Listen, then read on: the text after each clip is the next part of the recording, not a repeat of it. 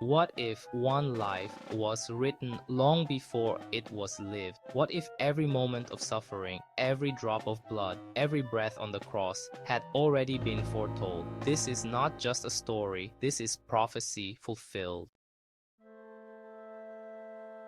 Over 700 years before Jesus was born, the prophet Isaiah wrote, "He was despised and rejected by men, a man of sorrows and acquainted with grief."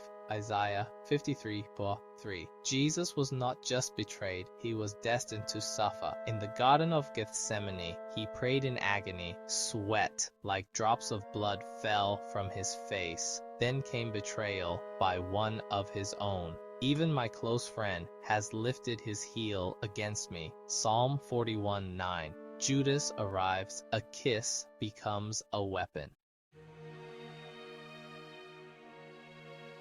False witnesses rise, lies fill the air. He was oppressed and afflicted, yet he did not open his mouth. Isaiah 53:7. They blindfold him, strike him, mock him. Roman soldiers place a crown, not of gold, but of thorns. I gave my back to those who struck me. I did not hide my face from shame and spitting. Isaiah 56. Now, the cross. Nails pierced his hands and feet. They pierced my hands and my feet. Psalm 22:16. The crowd watches, soldiers gamble. They divide my garments among them and cast lots for my clothing. Psalm 22:18. Darkness covers the land. Jesus cries out, my God, why have you forsaken me?" Psalm 22:1. Even this was written centuries before, and then his final words, "It is finished." Not a cry of defeat, but victory.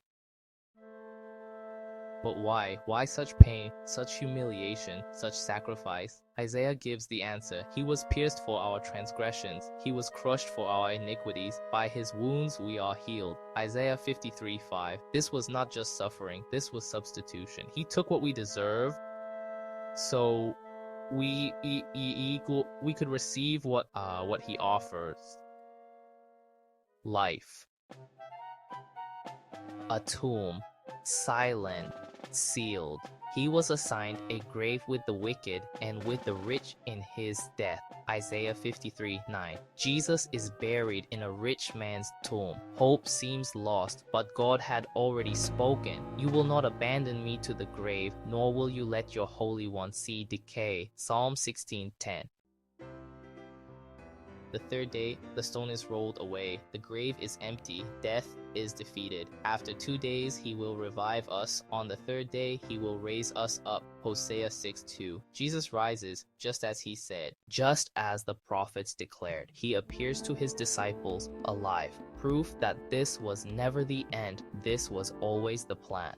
Closing message. Every detail, every wound, every moment was written, fulfilled, and finished. Jesus didn't just die, he conquered death, and today the same promise stands. Life, forgiveness, and hope through him. Call to action. If this truth touched your heart, don't forget to like, share, and subscribe to Daily Divine Decipher, and join us daily for powerful Bible quizzes and truths that reveal God's hidden mysteries.